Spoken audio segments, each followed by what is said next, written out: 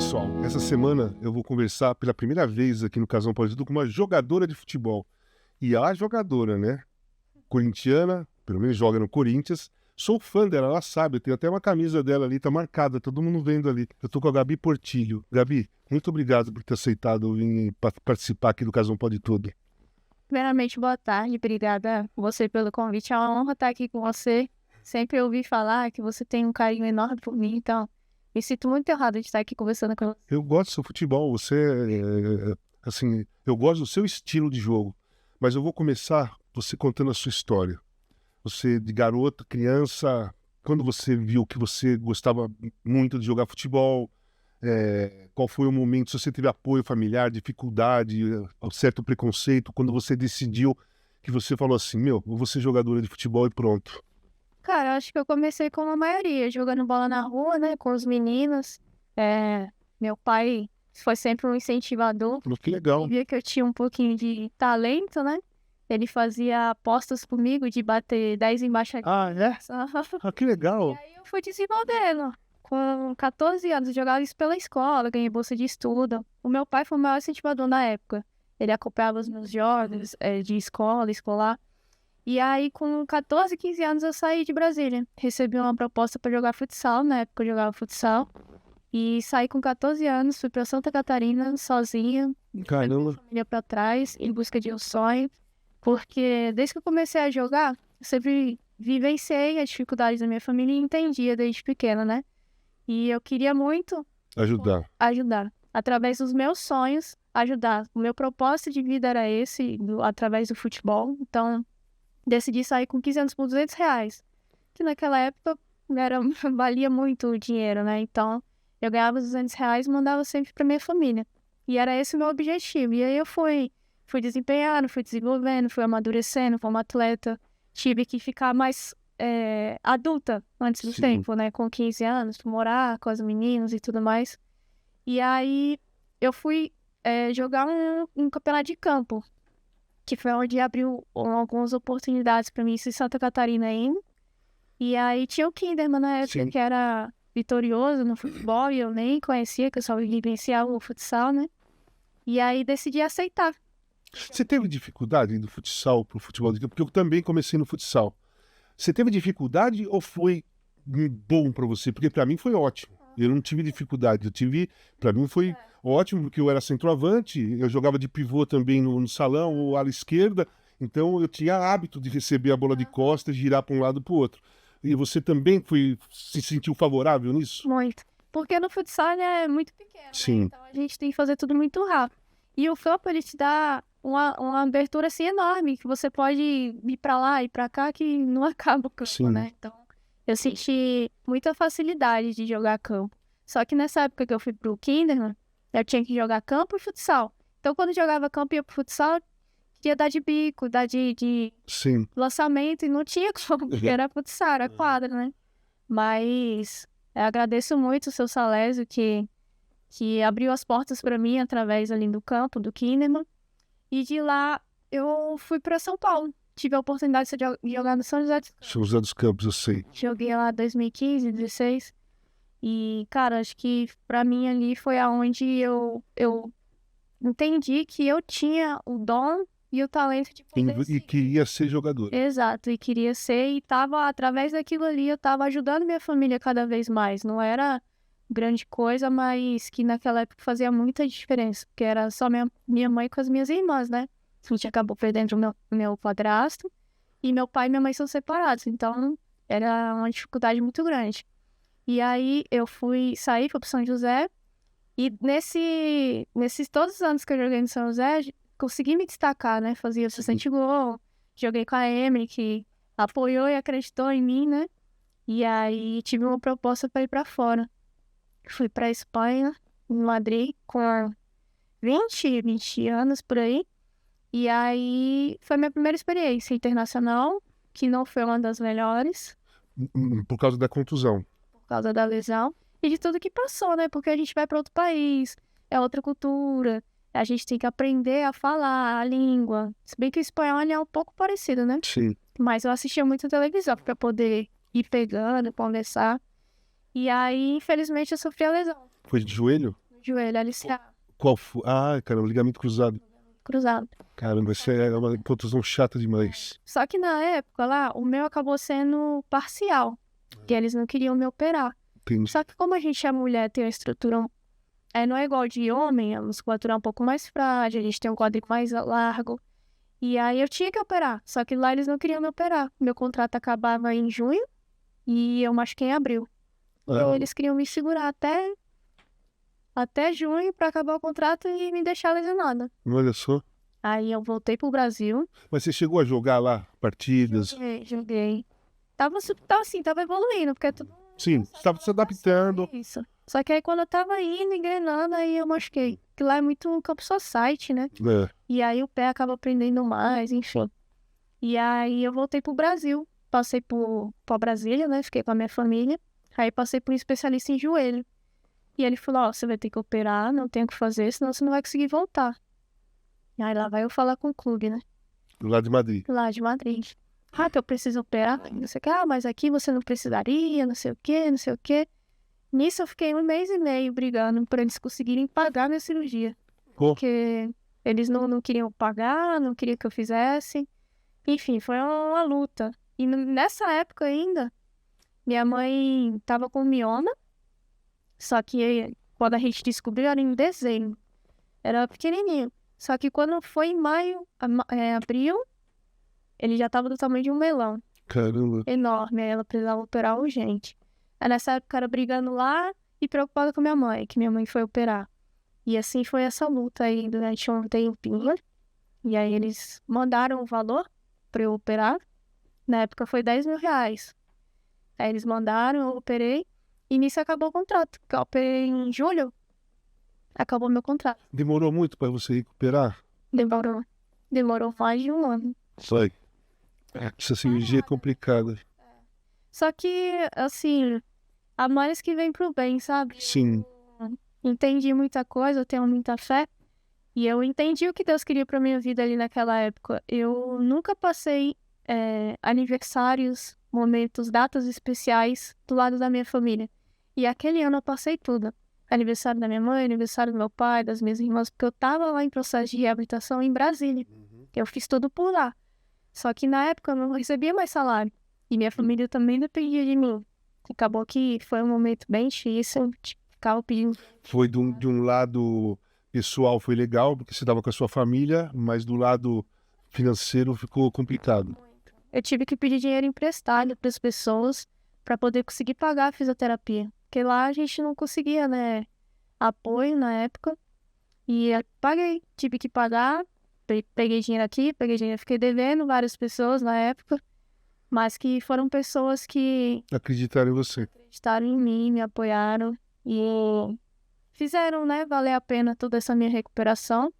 E eu fiquei um ano em Brasília. E aí, nessa época, nenhum time acreditava mais, né? Porque Apesar de você ser jovem, né? Você era jovem. sei lá, mas as equipes naquela época julgavam muito, né? Pós-cirurgia, que não volta a ser a mesma. Sim, sim. E aí, o São José abriu as portas de novo pra mim. Eu fui. Só que aí eu tô lá, tal, aí... Tudo um processo. Passei um ano parado, Sim. né? E aí começou a me chamar e falaram, olha, não, você não tá rendendo, você fisicamente tá muito mal, não sei o quê. E queriam me desmotivar, né? Falei, mas eu fiquei um ano parado. Como que vocês querem que eu chegue aqui voando? Isso, eu cheguei em janeiro, eles queriam em março que eu estivesse voando. Então, tipo assim, não me deram nem um take. Sim. Enfim, aí fui indo. Terminei a temporada. E aí eles falaram assim, ó, a gente quer renovar, mas quer manter o mesmo salário. Que era 1.500, né? Caramba. R$ 1.500. Não vai aumentar, a gente não vai aumentar. Eu falei assim, mas como que vocês querem que eu fique aqui? Ah, ou você aceita ou você pode ir embora. Desse jeito. E aí eu falei, então tá bom, não vou me humilhar a esse ponto, sabe? Por mais que eu precisasse na época. Sim. E aí eu fiquei em casa, eu decidi ficar em casa, esperando, orando, pra que pudesse ser do jeito que Deus quisesse que fosse. E aí o Cello foi pra Audax. E eu trabalhei com o Cello no Kinderman. E aí ele me convidou pra jogar no Audax. E naquela época eu não tinha pra onde ir. E eu aceitei. E acho que pra mim ali foi... E ali já tava recuperada da cirurgia. Já podia treinar normal. Aí era o momento de evoluir mesmo. Exato. O São José foi a minha volta, mas não foi o meu recomeço. Eu, Sim. né, vivi muitas coisas difíceis. E aí, quando eu fui pro Audax, foi o meu recomeço. Que ele acreditou, falou assim, não, você vai. E aí eu voltei a jogar muito bem, consegui me destacar de novo, voltando à melhor forma física e tudo mais. Foi quando o Arthur me encontrou. Arthur Elias. Exato. Aí ele ficou. E aí eu decidi aceitar a proposta do Corinthians, isso em 2019, e aí fui pro Corinthians em 2020. Então, qual a importância do Arthur Elias, tecnicamente, taticamente, para você? Porque eu gosto muito do Arthur Elias. Então, desde 2020 eu trabalho com ele, né? Agora, graças a Deus, eu Tá de novo. tô indo pra seleção, tô trabalhando com ele lá. Ele, pra mim, é um cara extremamente importante na minha vida, não só como profissional, mas ser humano, porque ele me ajudou muito por fora, sabe? Ele é um ser humano, é o que difere ele de todos os outros, sabe? Ele acreditou em mim, confiou, fez eu vivenciar o processo que eu tinha que vivenciar no Corinthians, que eu cheguei no Corinthians 2020, era uma máquina, né? E um time já tava... Ajustadinho, vivendo coisas assim, batendo metas. E aí eu ia treinando, nem encostava na bola. Eu falava, caraca, eu não vou me adaptar aqui, não. Muito, muito difícil. E ele foi acreditando, me incentivando, falando, não, continua, é assim. Então, tudo que eu conquistei na minha carreira e tudo que eu sou hoje, eu devo a ele, eu devo ao Corinthians, ao todo o staff. Você acreditou em mim desde o início. Deixa eu te fazer uma pergunta, que eu conversei com algumas pessoas sobre você, tá? Pessoas que te conhecem bem. E aí, a Cris me falou que quando você chegou no Corinthians, você era muito tímida. Continua sendo, né? Ah, eu não acho. Você tá bem. Você era muito tímida e não conversava muito com as pessoas, né? E hoje, você, além de ser uma jogadora, importante no futebol brasileiro, tá na seleção brasileira, importantíssima no Corinthians, você também é influencer, não é? Não, mais ou menos. Ah, é sim, é um pouco. Besta, fazer as pessoas sorrirem. Não, eu vejo você dançando de vez em quando, postando. Mas assim, não combina com a timidez, né, do inicial. Como que você foi desenvolvendo assim, pelo menos você se considera tímida, mas você não é mais como era antes. Nós estamos aqui conversando e dá para perceber muito bem que você é muito tranquila, sabe conversar na boa, né, não tem, pelo menos aparentemente, nós estamos conversando de igual para igual, sem problema algum. Eu me considero tímida porque quando eu vou para lugares novos, pessoas novas, eu fico muito na minha, sabe? Eu sou uma pessoa que quando eu chego no ambiente, eu observo muito. Eu prefiro observar primeiro, conhecer como cada um é. E foi assim que cheguei no Corinthians. Cheguei quietinho, não falava nada com ninguém, só observando o trabalho. Tive as minhas dificuldades, foi onde eu não conseguia ir, eu não sabia para quem falar, porque eu não conhecia ninguém, não era amiga de ninguém ainda. E com o tempo, né, você vai conhecendo as pessoas, você vai vendo com quem você pode contar, com quem você tem mais intimidade. E acho que foi isso que eu fui desenvolvendo no Corinthians. Eu passo tempo. Então, vou falar com você como jogadora. Vamos lá. Eu te vi jogar várias vezes pela televisão, comentando o jogo. Às vezes eu já fui no estádio assistir jogo sem comentar, sem nada, porque eu gosto do futebol feminino, apoio desde os anos 80. Sou um cara que eu gosto do futebol, a plástica do futebol feminino. O futebol masculino hoje está muito força física, dificilmente tem jogadas bonitas, e o futebol feminino oferece isso para quem gosta de ver um jogo de futebol. E eu vejo você assim, cara, você é muito veloz. Você joga de ponta, joga de meia. Eu considero você uma jogadora inteligente, porque eu fico observando, eu vejo o tipo de jogada, como eu acho a Tamires uma jogadora super inteligente, além da técnica, personalidade e tal, jogadora inteligente. E você entrou no time do Corinthians, antes você entrava, saía, às vezes você entrava depois, saía. Não, hoje você é titular do Corinthians. E eu me lembro de um jogo que eu acho que foi contra a Ferroviária, você pode me falar, se foi mesmo, aquela jogada ensaiada que tocaram, você foi e fez um gol encobrindo contra o Palmeiras. Ah, aquele. Foi 8? Não. Foi de 8? 1-0. A jogada, você entrou e fez o gol encobertinha, né? Eu fiz esse jogo pelo Sport TV. E eu achei, e foi mesmo um golaço. Uma jogada difícil, porque você não entrou impedido, então você soube o momento certo do toque da jogadora para você entrar. Quais são as suas principais características? Como você vê a Gabi Portillo como jogadora? Você analisando a jogadora Gabi Portillo, o que você mais gosta nessa jogadora? Cara, eu gosto muito do 1 contra 1, de atacar, gosto de velocidade, profundidade. Eu me considero um atleta com uma boa leitura. Acho que o futsal me ensinou muito isso, os profissionais que eu trabalhei me ensinaram também, que muitas vezes o jogo é sem a bola, né? Sim. 90% do jogo é sem a bola. Você joga movimentando e abrindo espaços, você joga pra você, pra companheira. E eu consigo fazer essas leituras, sabe? De estar aberta, eu correr no momento certo. E eu gosto disso, sabe? De enxergar o jogo, de ler. Eu me sinto, sim, com uma boa leitura mesmo, rápida. Sim, isso é rápido. E nessa jogada aí, a gente treinou nela antes. E como eu sou um pouco rápida, eu fiquei muito pra trás. Na hora antes dela bater, eu saí correndo. Acho que foi, e lá na hora, nem sei o que aconteceu, que eu nem vi a goleira. Sei que eu bati na bola, foi possível. Você pegou ela caindo ainda e fez o Eu gol. nem acreditei. Eu saí Foi um golaço. Foi. Antes eu nem acreditei que eu não tinha olhado a goleira. Foi tão rápido que eu tinha que olhar a bola. Eu olhava a bola, olhava a goleira. Então, né, preferi olhar a bola e graças a Deus, né? Quando você foi convocada pela primeira vez para a seleção brasileira? Principal Principal. foi ano passado. Ano passado, antes da Copa América.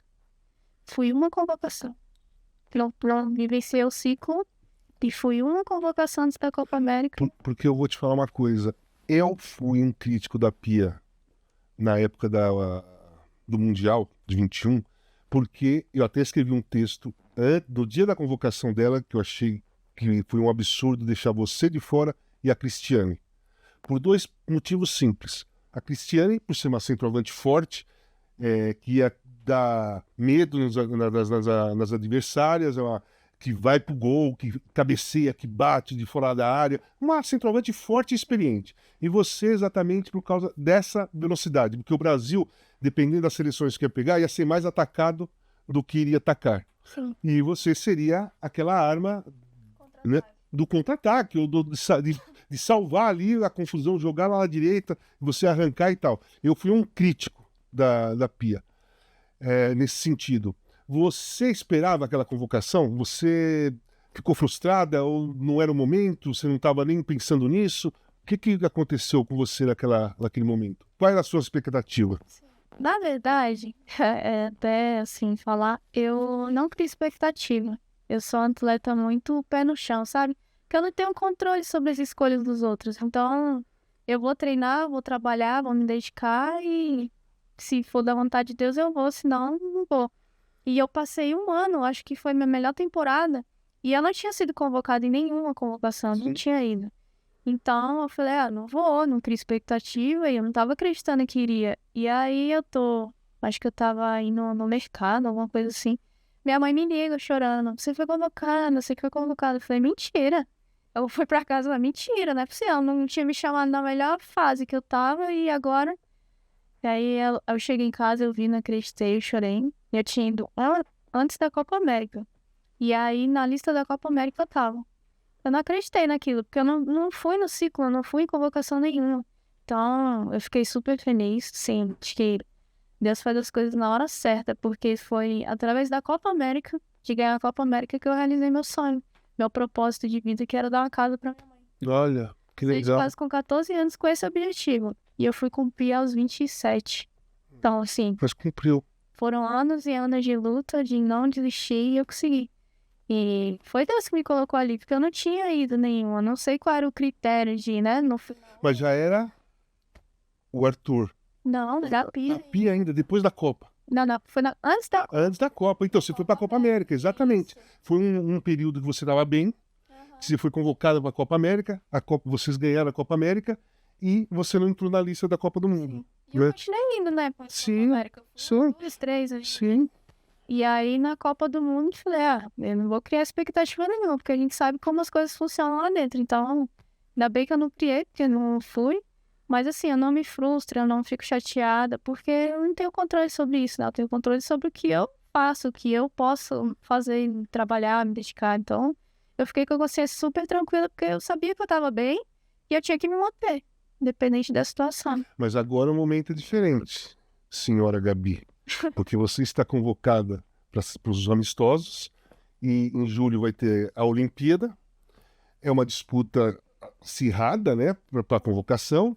O treinador é o Arthur Elias, o cara que você falou aqui, né, que mais te ajudou, aquele cara que te deu total apoio, que você evoluiu tecnicamente, taticamente nas mãos dele. Ele tá lá, né? A Cris está lá também. Agora você tem expectativa, vai, de ir para a Olimpíada. Não, então, a gente até trabalha bastante. Pior que eu não crio essa expectativa, porque se você olhar, são 18 atletas. Sim, Sendo 2 goleiras, são 16 de linha. sim, Ele, a escolha deve ser uma escolha, assim, muito difícil, porque vai ficar muita gente boa de fora. sim. E apesar de ter ido em todas desde que ele chegou, eu não consigo falar eu vou. Eu não consigo ser assim, sabe? Porque Ah, mas eu sei, que eu também era desse jeito, mas eu criava expectativa. Mas eu não garanto, quando os caras me perguntavam, meu, você acha que você está na lista? Eu falava, eu não sei, mas eu tinha expectativa e queria ir, né? não, é o meu sonho, né? Em Sim, participar. claro, uma Olimpíada, uma Copa do Mundo, Mas eu vou continuar trabalhando, me dedicando, porque eu tenho que estar bem no Corinthians. claro, Fazer minha parte aqui pra poder merecer estar lá. Que eu quero estar na seleção merecendo. claro, mas você merece. Você não tá lá? E apesar de eu ter o Arthur, assim, como um amigo mesmo, é profissional, a gente sabe lidar com isso. Então, eu não acho que estarei lá. Eu vou trabalhar e nessa convocação, Eu acho que você estará lá. Eu, como torcedor, se Deus quiser, eu quero também. pelo modo que o Arthur trabalha, pelo aquilo que ele cria dentro de um grupo de variações de jogo, eu acho que você é uma peça que agrada ele, sempre agradou, né? É um cara que... Arthur, por favor, como torcedor, hein? Vou trabalhar. Ela vai trabalhar, mas eu posso te cobrar. Gabi, quais eram as suas referências de jogadoras, de jogadores, os times que você via na sua infância, o que te chamava atenção? Assim, para menino como eu, que na época que eu era garoto, o futebol feminino realmente não existia, né? Não era proibido, ou era proibido, eu não sei, nos anos 70. Enfim, mas não tinha futebol feminino. As minhas referências eram todas masculinas, né? Roberto Dinamite, Leivinha, meu ídolo maior é o Rivelino, sou corintiano desde garoto, né? E aí via todos esses caras e Serginho Chulapa, falei, pô, eu quero ser centroavante igual o Serginho e tal. E pra você, quais eram as suas referências, tanto feminina como masculina? Porque hoje eu tenho referências femininas no futebol. Hoje eu tenho, porque eu gosto, eu não tenho vergonha de ser fã de ninguém, eu gosto de falar para a pessoa que eu sou fã, gosto muito do seu trabalho, do seu jeito e tal. Então eu tenho hoje referências do futebol feminino para mim. Sim. Naquela época eu não tinha, né? Porque eu jogava futsal, então eu jogava com outras meninas, mas não tinha aquela melhor do mundo e Sim. tudo mais.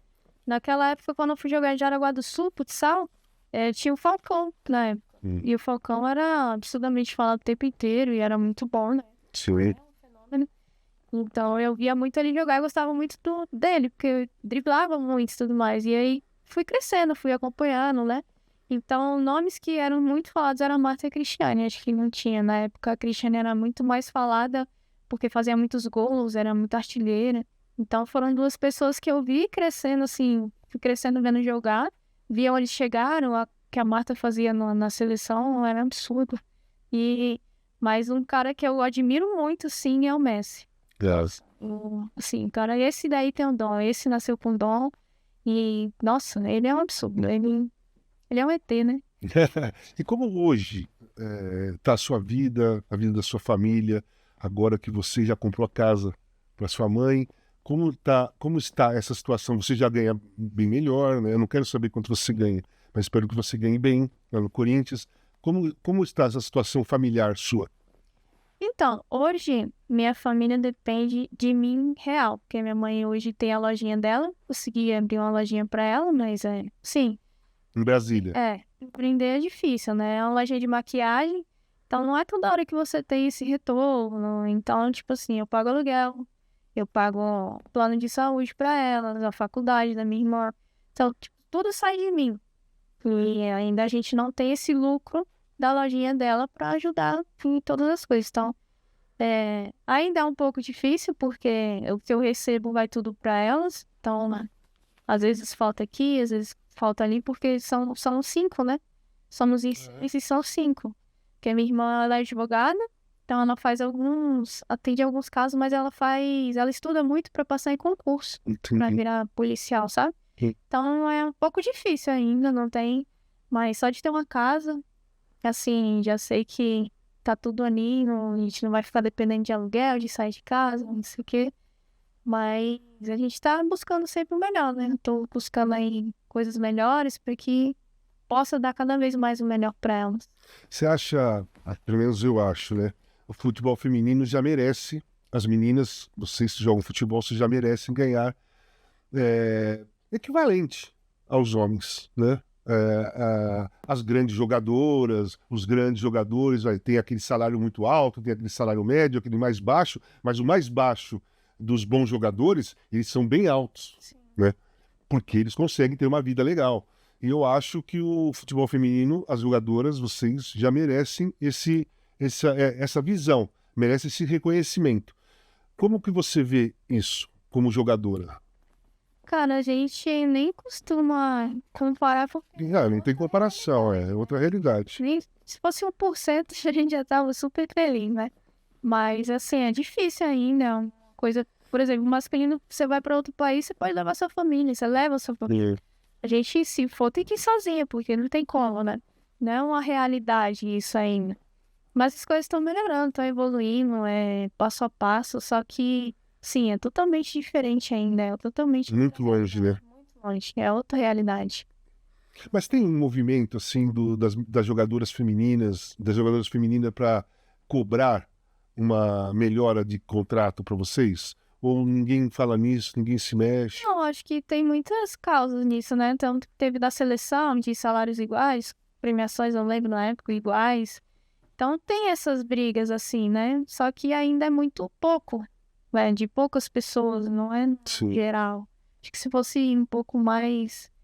Precisa de aliados, né? Exato. Precisa de aliados, exatamente. Eu sou um aliado, viu? Sempre fui, verdade. Cobro muito isso. Isso vai... Espero que um dia isso hoje, né? Vem cá, me conta como é o Corinthians feminino, vai. A estrutura, o time que vocês têm. Pô, é o melhor time da América do Sul, cara. Ganha brasileiro, ganha paulista, ganha Libertadores. Enfim, é um dos maiores times da história do futebol feminino na América do Sul. Como funciona aquela estrutura? O Corinthians, desde que cheguei em 2020, a gente treina no CT da base, junto com o Sub-20, 17. Então, a gente tem um campo lá para treinar, tem a academia, tem um departamento médico, tem o staff e tudo mais. E tem o respaldo da diretoria, né? Que na época era a Cris, agora é a Iris. E, cara, tá no Corinthians hoje, não é... Você sabe que a Iris é minha amiga de infância, né? Ela jogava vôlei no Corinthians. Que legal. Ela era jogadora de vôlei e eu era jogador do Corinthians já, profissional, mas eu era profissional, mas tinha 18 anos. Então a gente tinha uma turma, eu ficava muito na casa dela, o pai dela, o seu William, eu sempre estava na casa dela. A Iris eu conheço desde garota. Que legal, agora virou diretora. Eu falei com ela quando ela virou diretora. Legal.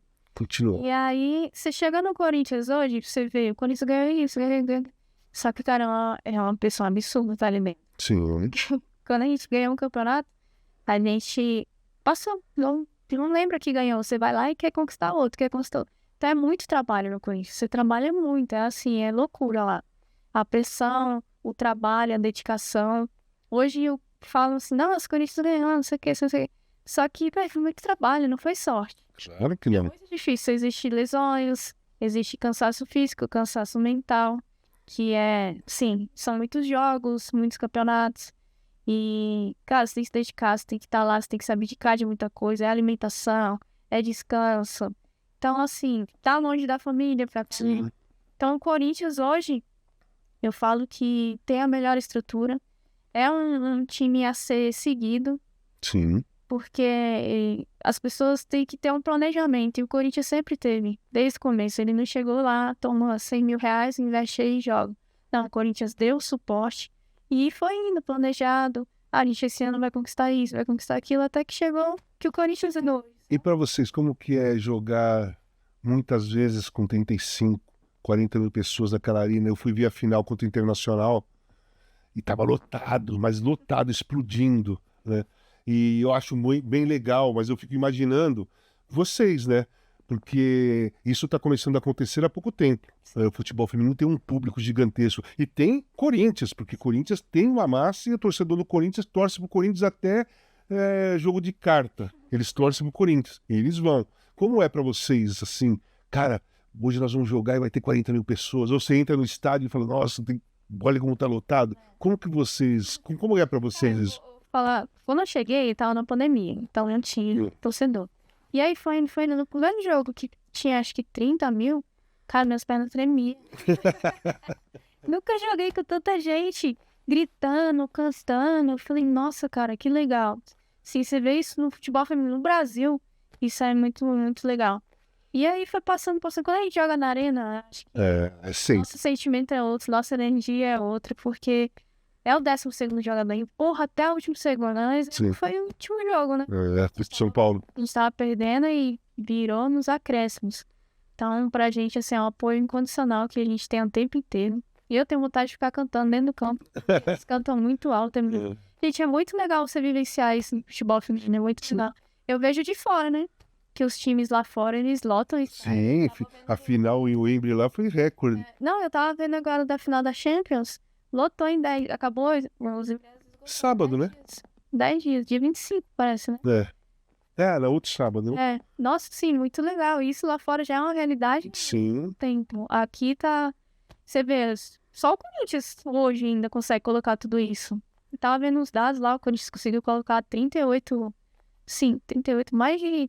Não sei quantos mil torcedores. E as outras equipes, tipo, 8, 4, Sim, 3. É muito pouco, é outra realidade do Corinthians. E aonde a gente joga, tem corintiano. sim. E pode ter 10 caras. Os 10 faz mais barulho do que a outra torcida. Assim, é impressionante. Você falando do Corinthians, você fala com a boca cheia, né? Você fala com orgulho. Você virou uma corintiana? Com certeza. Não tem como, cara, vestir essa camisa e você não ser corintiana, não.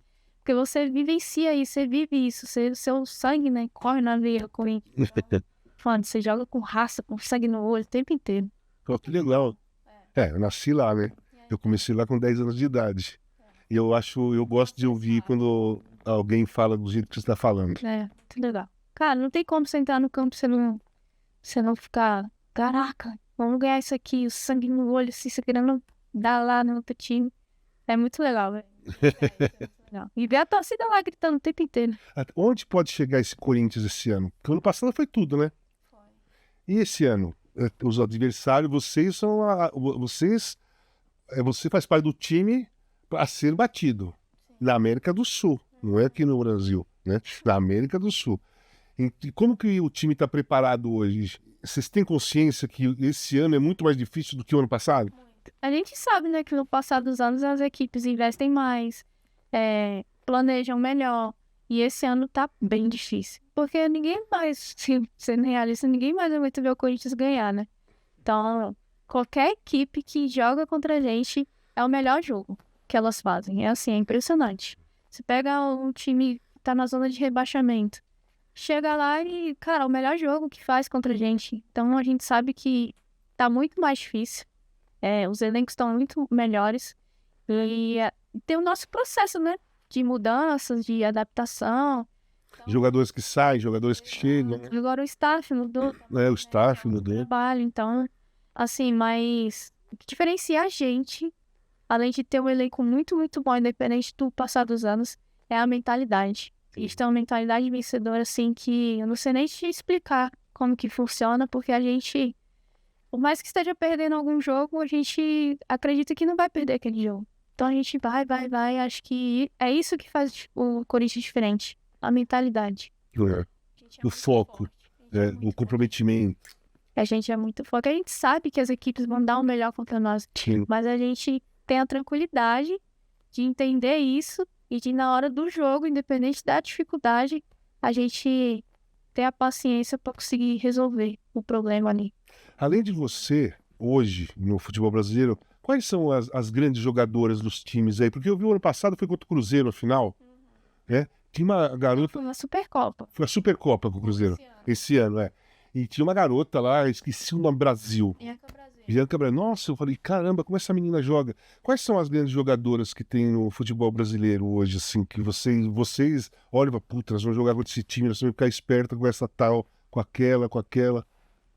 Eu acho que hoje toda equipe tem um assim que se destaca mais, né? Então são vários hoje no futebol. Acho que tem muitas meninas se destacando e coletivamente, né? Sim. Muito mais fortes. Mas eu vejo a Amanda Gutierrez do Palmeiras, tá super bem. A própria Bianca Brasil tá se destacando muito no Cruzeiro. Na nossa equipe, todas. Sim, é a equipe. Uma equipe mais forte. Do São Paulo tá super bem. Eu vejo a Aline Milene, uma grande líder ali. Então, acho que algumas equipes têm... Cada equipe tem uma líder, uma pessoa diferente ali. Eu sou corintiano desde garoto, tá? E hoje em dia tem duas coisas que eu sou apaixonado no Corinthians. Uma é o Parque São Jorge, porque eu amo aquele clube. Que eu nasci ali dentro. Eu ficava andando por lá e pra cá, jogava futebol, fazia tudo dentro daquele clube. Fiquei, dos 10 anos de idade até eu sair e ir pra fora daquele clube. E o outro é o futebol feminino. Eu gosto muito de ver o time feminino do Corinthians jogar. E eu, como eu falei, eu tenho ídolos, né? Você é uma, já te falei. Tamires, eu gosto da Jennifer pela posição, né? Eu era centroavante, então eu gosto de ver centroavante jogar. Yasmin, né? Então, isso aí eu acho que não é um sentimento só meu. Eu acho que o corintiano mesmo, o futebol masculino não tá legal. E é por isso que eu acho que também lota o estádio quando vocês jogam. Porque o corintiano gosta de ter alguma coisa para ser feliz. Para apoiar e competitivo, né? Gosta de ser vencedor. E o futebol feminino está oferecendo isso. Olha, eu tenho um quadro aqui que é o seguinte: virando o jogo. Então eu vou virar o jogo para você. Você pode fazer quantas perguntas você quiser para mim da sua curiosidade. Peguei de surpresa, né? Tá vendo? Agora vamos ver se a timidez vai soltar, o que vai acontecer. Eu tenho que te perguntar qualquer coisa. O que você quiser. Nossa. É. Vou falar o quê, né? Pergunta qualquer coisa do Corinthians, da história do Corinthians, olha lá. Tem ali a camisa da democracia corintiana. Como que foi sua história no Corinthians? Então, boa. Eu cheguei no Corinthians em 75 para jogar dente de leite. Aqui em São Paulo tinha um campeonato de dente de leite. Era 10 e 11 anos. Passava na TV Tupi, que é extinta. Hoje é SBT, né? Sim. Então, eu, quando era mais novinho, eu assistia esse campeonato de sábado de manhã. Aí jogava Muricy, Serginho Chulapa, né? Tinham vários jogadores e aquilo ali era um entusiasmo pra gente que era criança. E o meu sonho inicial era jogar o dente de leite. Eu joguei pro Corinthians. Depois joguei as categorias de base, mas eu fui precoce. Naquela época era dividido por idade, né? O juvenil A era os mais velhos, o juvenil B era 16, 17, o juvenil C era 15, 16. Eu joguei no C e já passei pro B e pro A. Comecei a jogar tudo. Aí eu saí, fui jogar em Poços de Caldas, na Caldense, joguei no Campeonato Mineiro com 17 anos, fui vice-artilheiro e voltei pro Corinthians em 82. E a minha estreia, a primeira vez que eu joguei como profissional do Corinthians, que foi essa. Eu não joguei antes de eu sair. Quando eu voltei em 82, eu fiz minha estreia. E eu estreiei fazendo 4 gols no Pacaembu. Foi 5-1. Eu fiz os 4 gols e dei o passe pro Birubiru fazer o quinto. Essa foi a minha história, meu início de história no Corinthians. Quero ir. Não é louco isso? A minha família era que nem a sua. Minha família humilde, às vezes estava um pouco melhor financeiramente, outras vezes um pouco pior. E eu tinha voltado, eu não era o titular. Eu tinha ido no banco um jogo lá na Bahia, o centroavante machucou. E ele ficava comigo no quarto. Aí, concentramos na terça, ele ficou fazendo gelo, eu olhando no quarto, fazendo gelo, no quarto de manhã e tal. Almocei, quando acabou o almoço, eu estava no meu quarto, o treinador me chamou, que era o senhor Mário Travalini, já faleceu. Eu fui lá e tal, ele falou assim: garoto, você vai jogar, tá? Eu falei, beleza, né? Tranquilo, vou jogar. Cara, mas assim, quando eu comecei a fazer gol, né? Eu pegava na bola, fazia gol. Pegava na bola, fazia gol. Eu comecei a ficar constrangido, porque meu time, pô, tinha o Zé Maria, cara, o Vladimir, o Zenon jogando, né? Birubiru. Eu comecei a ficar. Sabe, olha que loucura. Eu comecei a falar: o que será que esses caras estão pensando? Será que eles estão pensando que eu sou folgado? Caramba, fominha, o que está acontecendo? Eu fiquei preocupado. E dessa noite pro outro dia, minha vida mudou. Porque a imprensa toda foi atrás de mim na porta da minha casa. E aí comecei a desenvolver. Aí comecei a jogar. O Sócrates não jogou esse dia. Eu fui fazer amizade com o Sócrates depois do Carnaval de 82. E aí começou a ficar gostoso, porque nós viramos amigos pra cacete, sabe? Fizemos uma dupla que é Sócrates e Casagrande. Todo mundo fala Sócrates e Casagrande. Só não fala Casagrande ou Sócrates. E em 82, eu fui artilheiro do Campeonato Paulista com 28 gols e o time foi campeão. Então, no meu primeiro ano de Corinthians, eu fui artilheiro do campeonato, fui campeão paulista, estreiei fazendo 4 gols, né? Fiz 3 gols no Palmeiras também. Meu primeiro derby foi 5-1 contra o Palmeiras, eu fiz 3 gols. Fiz o terceiro, quarto e o quinto. A final do primeiro turno foi Corinthians e São Paulo, eu fiz os 2 gols, foi 2-0 pro Corinthians. Fazer menos que um, né? Meu ano de... Cara, se eu vou te falar, esse ano de 82, eu fiz uma sequência de 2 gols, assim, quarta, domingo. Foi uma coisa muito louca. E eu tinha só 18 anos, né? Eu fiz 19 em abril. Pra mim foi muito... assim, um primeiro ano de Corinthians totalmente fora da curva, totalmente absurdo, cara. Nossa vida ali. Total. Quer dizer, já... Faz um jogo. Exatamente. Já vira pessoa mais procurada, junto com Sócrates e tal, as pessoas conhecem, não tinha internet, não tinha. Se tivesse internet, redes sociais e celular, nossa, minha vida ia ser um inferno naquele momento. Você ia ser tanto elogiado como criticado. Sim, e perseguido, porque eu gostava de sair. Eu e o Magrão, só que a gente saía, tomava cerveja, eu gosto de rock and roll, eu ia nos barzinhos, né? E não tinha celular, a gente nem imaginava que celular, né, essas coisas. Hoje em dia eu ia estar nas manchetes o tempo todo. Nos holofotes. Exatamente. E quais foram as maiores dificuldades que você teve na sua vida? Como jogador? Sim. Então, cara, é assim, foram contusões. Eu tive muitas contusões graves. Eu tive a primeira, em 83, Campeonato Paulista, eu rompi os 2 meniscos do meu joelho esquerdo. E naquela época, a cirurgia de menisco eram 2 cortes desse tamanho, era agressivo. Então eu fiquei 1 mês parado, mas como eu sempre fui um cara bem forte e eu gostava muito de treinar, eu era bem resistente, eu recuperei em 1 mês e voltei a jogar e já voltei, nós fomos bicampeões, eu como titular e tudo mais. Aí eu fui para a Europa, eu fui para o Porto, Futebol Clube do Porto. E o time era muito bom. Tinham 13 jogadores da seleção de Portugal. Eu tinha acabado de jogar a Copa do Mundo de 86. O goleiro era da seleção da Polônia, que tinha jogado em 86 também, que era o Milin Narzic. E o outro era da Argélia, que também tinha jogado a Copa de 86, que era o Madjer. Então era bem disputado o negócio. Que massa. E no segundo jogo que eu fiz da Copa da Champions League, eu joguei lá na Dinamarca, contra o Brøndby, estava nevando pra caramba, nevando pra cacete. E quando eu tava na época lá, como não tinha internet nem nada, o auxiliar técnico ia ver o adversário e tirava fotos. Depois, na segunda-feira, a gente ia jogar na quarta, ele na reunião ele mostrava. Então ele chegou pra mim, tirou foto da defesa toda. Nossa, ó, tá vendo? Ó, ele se posiciona em linha e tal.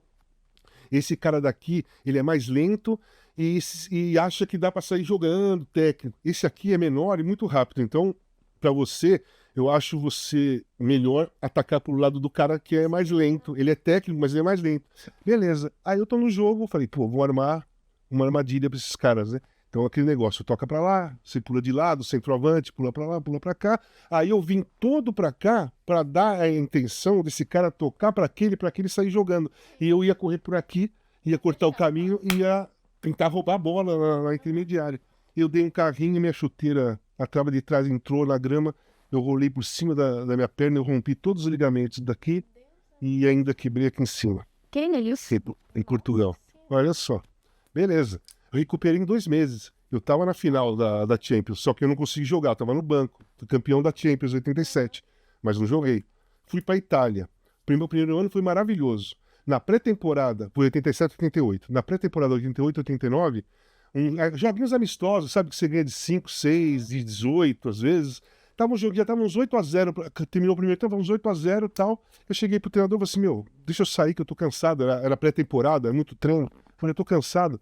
Mas tinham chegado 2 jugoslavos, que no primeiro ano eram só 2 estrangeiros, era eu e o irmão do Maradona.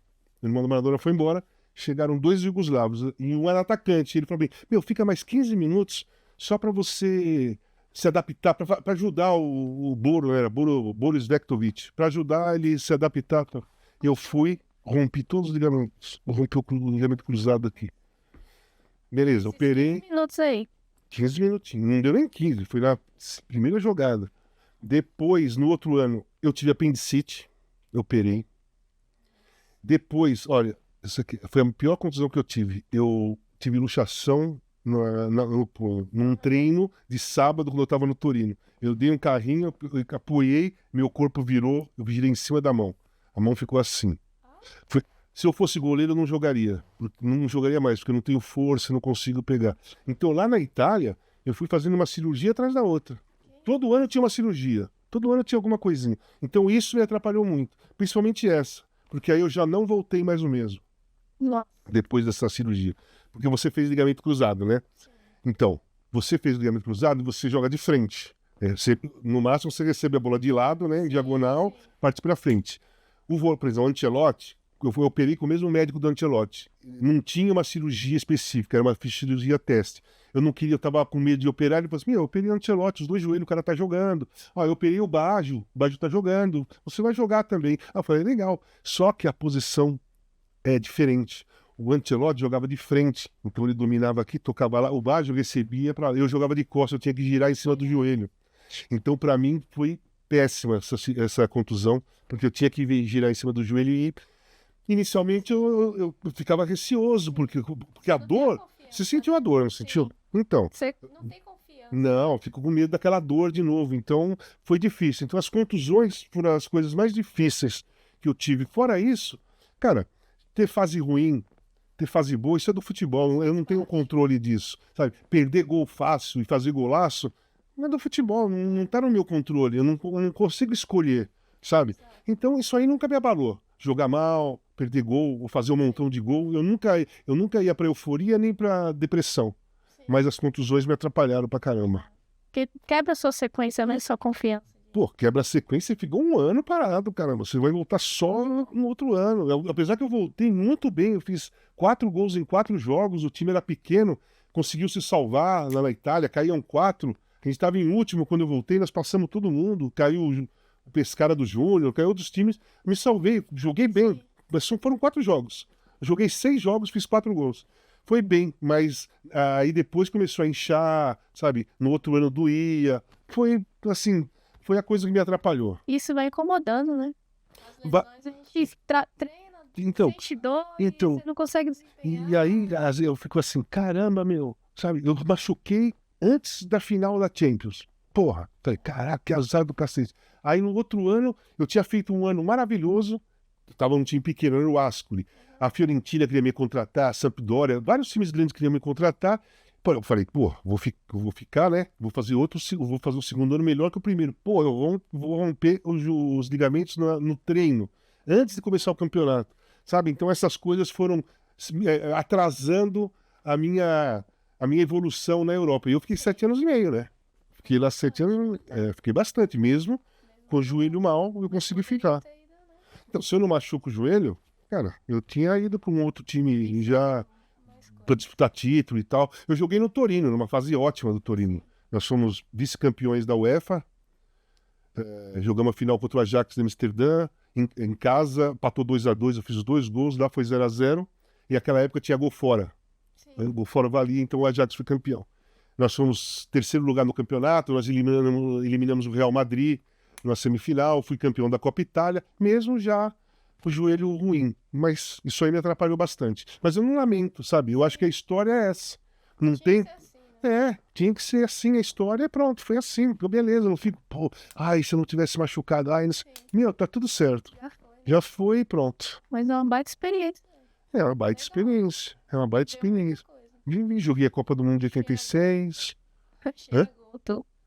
Ah, cara, eu fazia. Você sabe que eu não fiz um montão de gols, mas eu fazia gols de peso. Eu fazia gol em final, eu fazia gol em clássico, sabe? Fazia... Que é o mais importante. Por isso que quando eu comento o jogo, eu falo de gol, eu falo assim, ó, tem gol com peso e tem gol sem peso, né?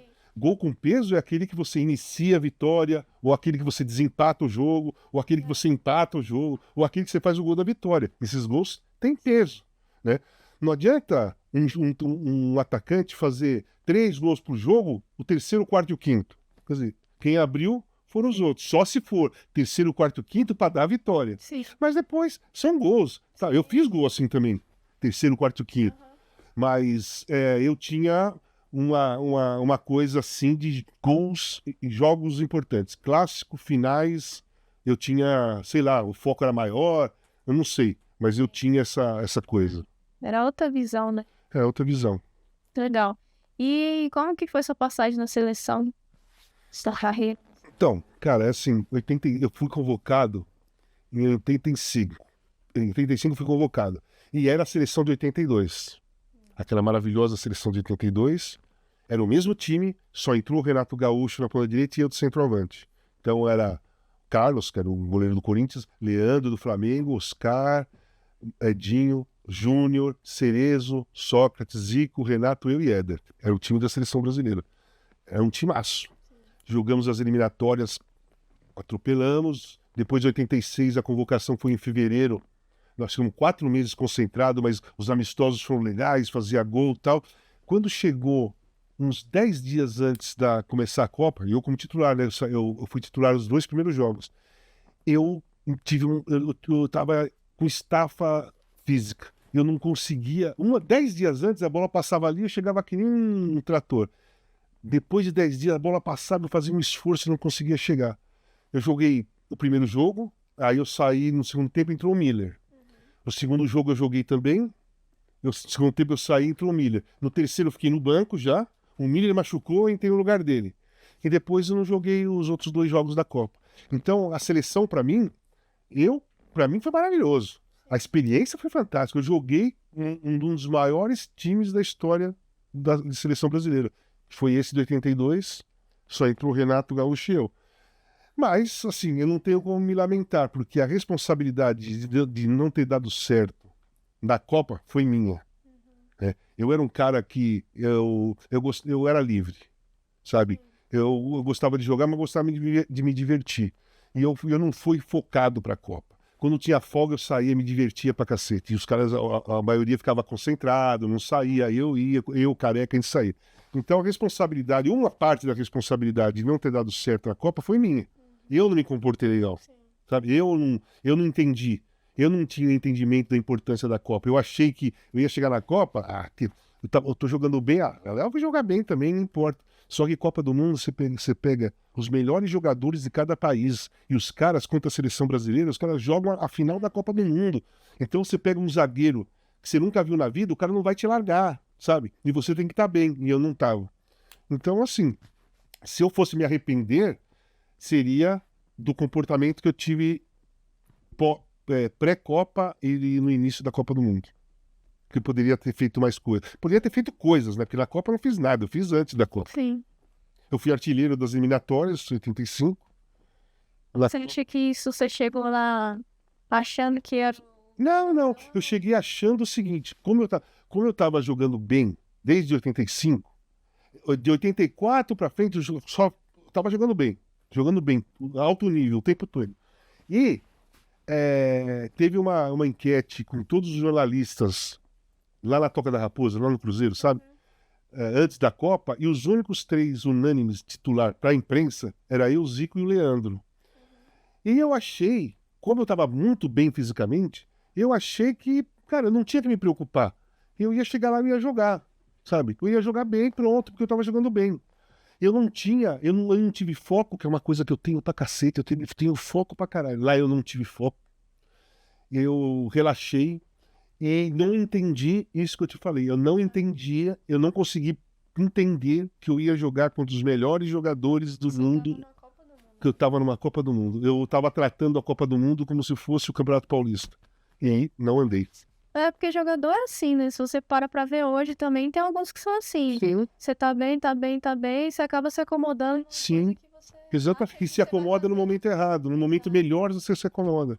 Cara, eu jogava Campeonato Paulista que nem um louco, fazia gol pra cacete, Campeonato Brasileiro, eliminatórias. Aí na Copa eu dei esse vacilo. É. Então, aí foi essa. Aconteceu. É o futebol, é isso.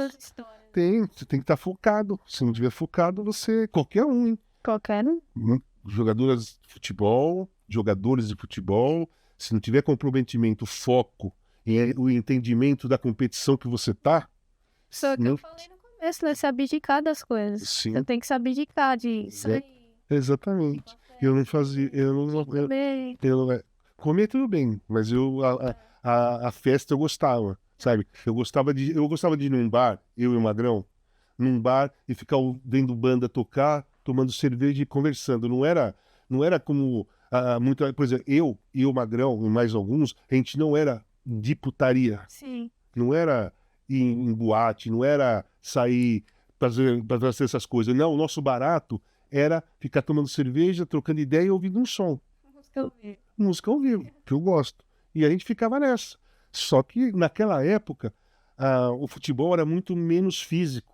Então, por exemplo, eu não dormia, a gente saía à noite, quarta depois do jogo, quinta, sexta, ia concentrar no sábado, eu dormia, no domingo a gente jogava pra cacete. Não tinha, era mais técnico o jogo. Sim. Hoje não dá. Hoje, se fizer isso, você não joga nem treina. Você corre de costas. Corre de costas, exatamente. Corre de calça jeans molhada. E aí? Tem mais alguma pergunta? Não, acho que não. Então, quero te agradecer, Gabi. Foi maravilhoso. Adorei você ter vindo. Sou seu fã mesmo. Tenho aquela camisa lá sua que eu adoro. Tá ali. Muito obrigado. Eu que te agradeço. Muita honra estar aqui com você. Cara. Escutar a sua história. Obrigada. Muito obrigada. Valeu. Pessoal, esse programa está sendo gravado dia 16 de maio. E hoje faleceu Silvio Luiz, fantástico narrador, Antero Greco, um maravilhoso comentarista, e o Washington Rodrigues Apolinho, também maravilhoso comentarista, repórter lá do Rio de Janeiro. Então eu ofereço esse papo que eu tive com a Gabi Portillo para vocês três, porque eu sou amigo dos três, trabalhei com os três, e um beijo para vocês. Aqui termina o Casal Pode Tudo com a Gabi.